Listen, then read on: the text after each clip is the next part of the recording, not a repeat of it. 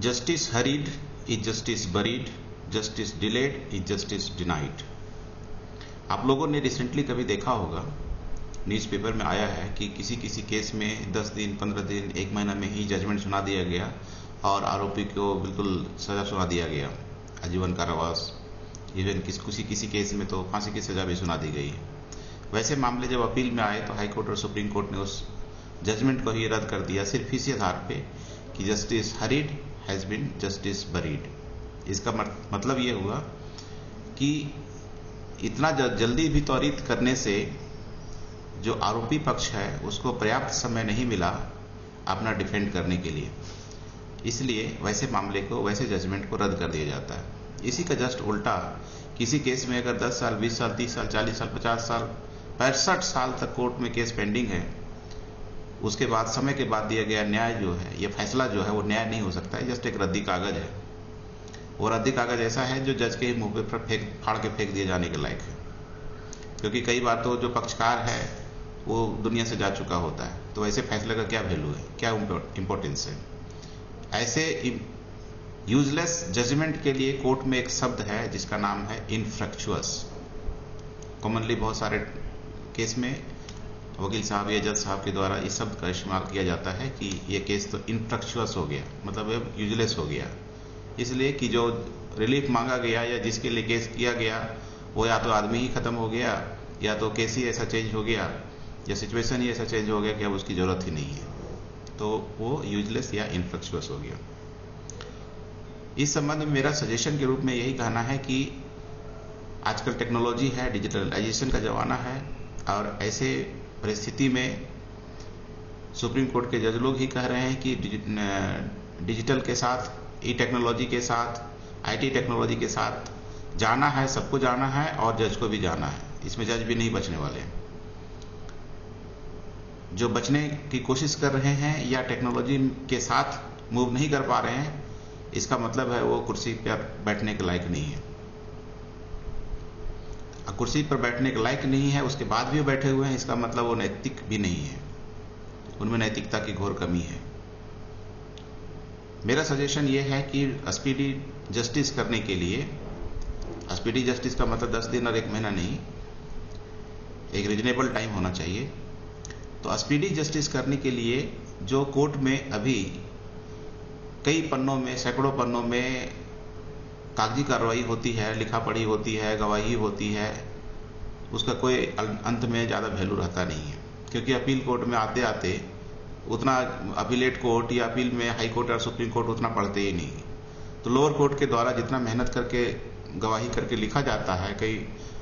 एक गवाह का 5 पन्ना 10 पन्ना 20 पन्ना करके लिखा जाता है वो, और वैसे गवाहों की संख्या 5 10 20 कितने भी हो सकती है, अल्टीमेटली बहुत ज़्यादा वैल्यू उसका रहता नहीं। हाई कोर्ट और सुप्रीम कोर्ट में जज साहब वही करेंगे जो उनको वकील साहब बताएंगे या दिखाएंगे। बहुत रेयर ही सिचुएशन होता है जब वो पूरा फाइल पढ़ते हैं, पढ़ते ही नहीं। ऐसी परिस्थिति में सारा जो मेहनत करके रिकॉर्डिंग किया जाता है गवाही को, बेकार है। तो ऐसी परिस्थिति से बचने के लिए आज के समय में जो गवाही रिकॉर्डिंग की जाती है वो लिखित में ना करके video recording, audio visual recording किया जाए। और ऑडियो विजुअल रिकॉर्डिंग करते हुए एक छोटा छोटा अलग अलग गवाह का, मान लिया अलग अलग तारीख में अलग अलग गवाह की गवाही होती है, सभी गवाह का जो वीडियो क्लिप है उसको सब एक में मर्ज करके एक फिल्म जैसा, एक सिनेमा जैसा बना दिया जाए, जो आधा घंटा 1 घंटा 2 घंटा का हो सकता है। और वो ओरिजिनल एक तरह से रिकॉर्ड का पार्ट होगा, कानून के अनुसार से भी वो मान्य है, और वही एक दस्तावेज के रूप में होगा जो अपीलेट कोर्ट में जाएगा। अपीलेट कोर्ट में जब जाएगा वो पेन ड्राइव या सीडी जब वहाँ चलाया जाएगा तो जज साहब पूरा पिक्चर जो लोअर कोर्ट में क्या हुआ था, किसने क्या बात किया, जज साहब का बिहेवियर कैसा रहा, जज साहब ने सवाल कैसा पूछा, या प्रोसिक्यूशन ने कैसा क्वेश्चन पूछा, गवाह ने कैसा जवाब दिया, या डिफेंस ने कैसा सवाल किया, उसके बाद गवाह ने कैसा जवाब दिया, ये रियल सिचुएशन अपील कोर्ट को पता चल पाएगा। अभी क्या है कि गवाह लोअर कोर्ट में, डिस्ट्रिक्ट कोर्ट में जो गवाही जब होती है तो गवाह जो बात करते हैं, बोलते हैं, उसमें भी वहाँ पे थोड़ा बहुत चेंज हो जाता है, क्योंकि वो अपनी लोकल भाषा में बोलते हैं, उसको वकील साहब अपने कानूनी भाषा में चेंज करके लिखते हैं, या जज साहब उसको चेंज करके लिखते हैं। और उसको चेंज करके लिखते हैं, बहुत सारी चीज़ें छूट जाती है, बहुत सारी चीज़ें अपने तरीके से लिख देते हैं, जिसके कारण से वो केवल लिखित चीज़ अपील कोर्ट में आता है तो जज साहब जो अपील कोर्ट में बैठे वो तो केवल लिखा हुआ चीज़ देख रहे हैं, रियल सिचुएशन से तो बिल्कुल वाकिफ नहीं है। तो ऐसी परिस्थिति के लिए वो सत्य से एक तरह से थोड़ा दूर हो जाते हैं। कानून में कहते हैं हियरसे विटनेस। हियरसे का मतलब हो गया कहीं सुनी बात, तो कहीं सुनी बात का कानून में एविडेंस में ज़्यादा वैल्यू नहीं है। ये उन लोग भी, जज लोग भी जानते हैं, वकील भी जानते हैं, बार बार इस चीज़ को लोग प्रेस भी करते हैं कि ये तो हियरसे विटनेस है, इसका ज़्यादा इंपॉर्टेंस नहीं दिया जाए, और नहीं भी दिया जाता है। तो ये जो लोअर कोर्ट के, डिस्ट्रिक्ट कोर्ट के जज ने जो रिकॉर्ड किया गवाही, और उस चीज़ को हाई कोर्ट पढ़ रहे हैं, तो भी एक तरह से तो हियरसे ही हो गया, क्योंकि उन्होंने रियल में क्या सुना, क्या देखा, वो तो आप नहीं देख पा रहे हैं, अपील कोर्ट नहीं देख पा रहा है। तो इस तरह से इसका बिल्कुल सिंपल तरीका है कि जितने भी लोअर कोर्ट में गवाही होती है सबको एक कैमरा रखा जाए, ऑडियो विजुअल रिकॉर्डिंग होगा, उसमें लिखने का भी टेंशन नहीं,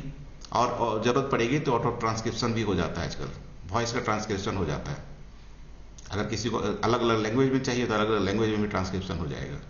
मेन है कि ऑडियो विजुअल रिकॉर्डिंग होना चाहिए, उसमें वहाँ का जो सिचुएशन है, रियल सिचुएशन, हाव भाव, बिहेवियर, सब कुछ, इमोशन, सब कुछ दिखता है। और अपीलेट कोर्ट को सच्चाई तक पहुँचने में इसमें हेल्प होगा, और जब सच्चाई तक पहुँचने की कोशिश करेंगे तो हो सकता है वो उनके हाथ से न्याय भी होगा, अन्यथा अन्याय ही होगा। Thank you.